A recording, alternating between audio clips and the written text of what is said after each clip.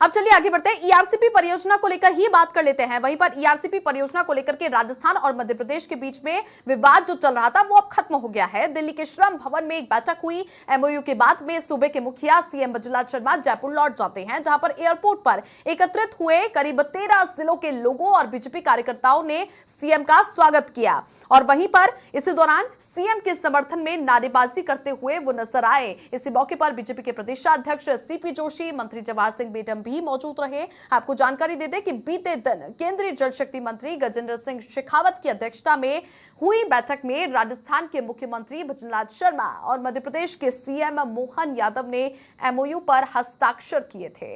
इसी दौरान दोनों तरफ से ईआरसीपी को लेकर के समझौता हुआ।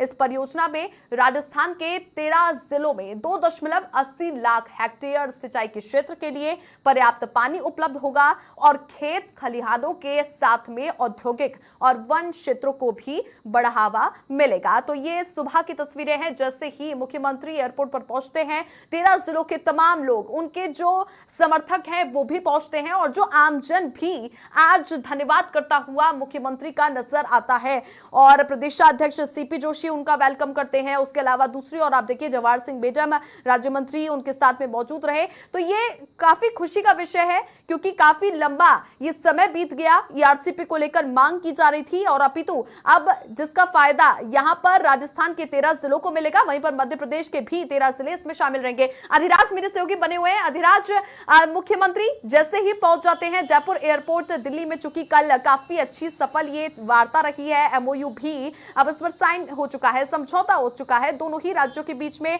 लेकिन जिस तरह से आज इस सदन में भी इसको लेकर के हंगामा बरपा था कि जो सत्ता पक्ष के हैं यहाँ पर कई विधायक और मंत्री ऐसा कहते हुए भी नजर आए थे, जो बीते 5 सालों में नहीं हो पाया वो अब 1.5 महीने में भजनलाल शर्मा जो कि मुख्यमंत्री हैं वो कर दिखाया उन्होंने।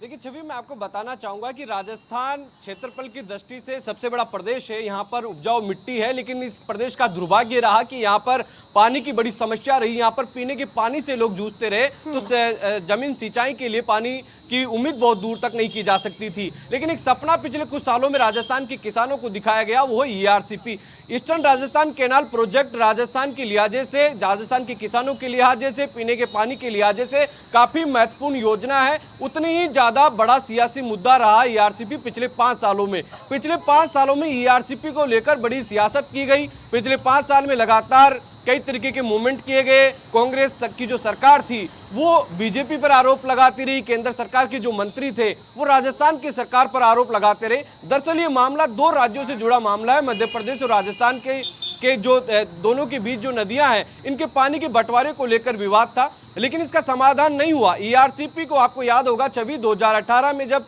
यहां पर वसुंधरा राज्य की सरकार थी और उसको लेकर पूरी डीपीआर बनाई गई कि 13 जिलों को पीने का पानी और सिंचाई का पानी उपलब्ध कराया जाएगा, लेकिन उस दौरान आचार संहिता लागू हो गई। हालांकि कुछ जगह कुछ डैम का काम उस वक्त शुरू हो गया था, लेकिन ये पूरा प्रोजेक्ट अटक गया। उस दौरान भी प्रधानमंत्री नरेंद्र मोदी ने भी इसको राष्ट्रीय परियोजना घोषित करने का जिक्र किया था, लेकिन जैसे ही राजस्थान में कांग्रेस की सरकार आई ये पूरी परियोजना जो है अटक के रह गई। आरोप प्रत्यारोप का दौर चला। केंद्रीय मंत्री, जल शक्ति मंत्री जो गजेंद्र सिंह शेखावत है वो राजस्थान से आते थे, वो कांग्रेस की खामियां निकालते थे, सरकार की खामियां निकालते थे। दूसरी तरफ लगातार पीएम मोदी को पत्र अशोक गहलोत लिखते थे, लेकिन दोनों ही पार्टियों ने कहीं ना कहीं अटका के रखा। लेकिन अंतिम तौर पर कल जब ये एमओयू हुआ तो राजस्थान के किसानों के कह सकते हैं कि एक नई उम्मीद उनको मिली है कि राजस्थान के 13 जिलों के करीब 2,80,000 हेक्टेयर को भूमि को सिंचित करने के लिए पानी मिलेगा, पेयजल का पानी मिलेगा। तो ये राजस्थान के लिहाजे से कह सकते हैं कि दशा और दिशा बदलने वाला यह बड़ा फैसला हो सकता है। अब किस तरीके से इसका डीपीआर बनेगी, किस तरीके से काम होगा,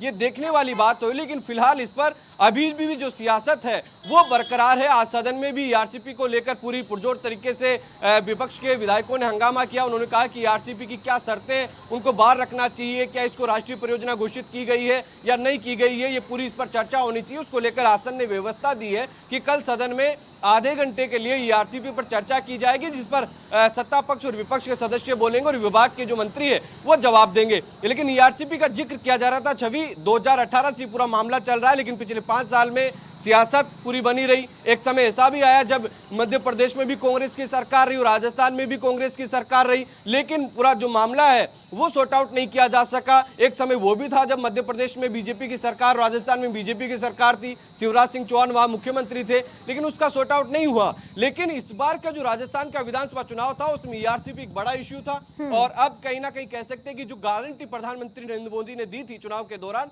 उस गारंटी को पूरा करने का काम यहाँ पर बीजेपी की सरकार ने किया। कल एमओयू हुआ है, जल्दी इसकी डीपीआर बनेगी और इसका जो काम है वो धरातल पर आएगा। और अगर ईआरसीपी जिस तरीके से जो अगर ये काम कहा जा रहा है वैसे होता है तो निश्चित तौर पर राजस्थान की किसानों की दशा और दिशा जो है वो बदलेगी। जी छवि।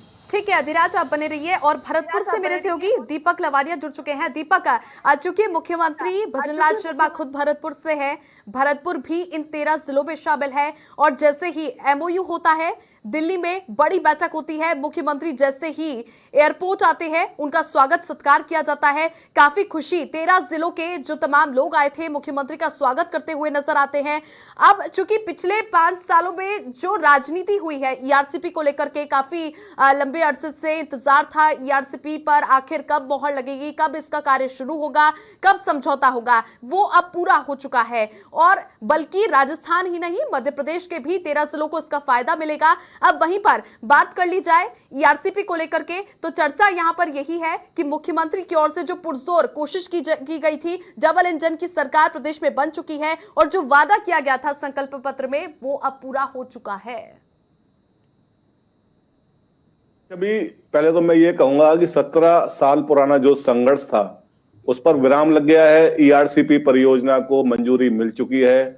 मुख्यमंत्री और राजस्थान की और मध्य प्रदेश के मुख्यमंत्रियों के बीच समझौता हो चुका है। बात करें भरतपुर की, तो भरतपुर में लंबे समय से ईआरसीपी को लेकर आंदोलन चल रहा था। भरतपुर के पूर्व सांसद पंडित रामकिशन के नेतृत्व में यह आंदोलन चलाया गया था। अनेकों बार केंद्र सरकार को, राज्य सरकार को ज्ञापन दिए गए, धरना प्रदर्शन किए गए और ईआरसीपी मुद्दे को लागू करने की जो परियोजना है उसको लागू करने की मांग लंबे समय से चली आ रही थी। लगभग 17 साल का ये संघर्ष है जो अब पूरा हो चुका है। बात करें भरतपुर की, तो भरतपुर को इस योजना का पूरा लाभ मिलेगा। लगभग 5,500 MCFT पानी मिलने की संभावना है भरतपुर को। विश्वविख्यात केवलादेव नेशनल पार्क जो कि पानी के लिए तरसता रहा, पानी की कमी की वजह से वहां परिंदों व पर्यटकों ने आना कम कर दिया था, उसके अस्तित्व पर खतरा मंडराने लगा था। अब ये सभी बातें समाप्त हो जाएंगी। केवलादेव नेशनल पार्क को भी पूरा पानी अब मिलने लगेगा। बात करें पेयजल की, सिंचाई की, जो किसान सिंचाई के लिए परेशान रहता था उसकी समस्या का समाधान होगा। भरतपुर ही नहीं, लगभग 1 दर्जन से अधिक जो जिले हैं उनकी पानी की और सिंचाई की जो समस्या है उसका समाधान होगा। भूजल को लेकर भरतपुर डार्क जोन में जा रहा था, अब भरतपुर डार्क जोन से बाहर निकल आएगा। जो पूर्व सांसद हैं पंडित रामकिशन, उन्होंने भी इस समझौते का स्वागत किया है। उन्होंने कहा है कि ईआरसीपी परियोजना लागू होने की उन्हें बेहद खुशी है। उन्होंने ये भी कहा है कि इस परियोजना के लागू होने से भरतपुर के किसानों को, भरतपुर के लोगों को बहुत ही राहत मिलने वाली है। अगर जिस तरीके से अगर ये पहले भी लागू हो जाती तो उसका लाभ बहुत पहले मिलना शुरू हो जाता। छवि, इसमें मुख्य बात यही है कि जो सरकारें हैं उनका तालमेल नहीं बैठ पाया। राजस्थान में कांग्रेस की सरकार रही तो केंद्र में बीजेपी की सरकार रही, इसके अलावा मध्य प्रदेश में भी भाजपा की सरकार थी, तालमेल नहीं बैठ पाया। अब राजस्थान में भी भाजपा की सरकार है, केंद्र में भी भाजपा की सरकार है, मध्य प्रदेश में भी भाजपा की सरकार है, तो बिल्कुल एक अच्छी खबर है भरतपुर के लिए, भरतपुर के अलावा उन 13 जिलों के लिए जहां ईआरसीपी परियोजना का किसानों को, वहां के नागरिकों को पूरा लाभ मिलने लगेगा। जी दीपक, ईआरसीपी के एमओयू को लेकर के जैसे ही हस्ताक्षर हो जाते हैं उसके बाद भरतपुर में दिवाली जैसा जश्न बनाया गया था। मुख्यमंत्री के आवास के आगे से देखें या फिर भरतपुर के बीजेपी मुख्यालय, हर और आप देखिए सड़कों पर लोग आ गए थे और पटाखे जलाए जा रहे थे, यानी एक दूसरे को मिठाइयां खिला करके खुशियां मनाई जा रही थी कि हमारे भरतपुर के जो लाल हैं उनके द्वारा जो ईआरसीपी को लेकर के जो सपना हम सभी ने मिलकर के देखा था, चाहे भारतीय जनता पार्टी के तमाम हर एक कार्यकर्ता हो गए, पदाधिकारी हो गए, आमजन हो गए, किसान हो गए, अब वो सपना पूरा हो चुका है। एमओयू पर हस्ताक्षर किए जा चुके हैं, जिसके बाद में कल की तस्वीरें तो काफी अनोखी देखने को मिली, जश्न वाली।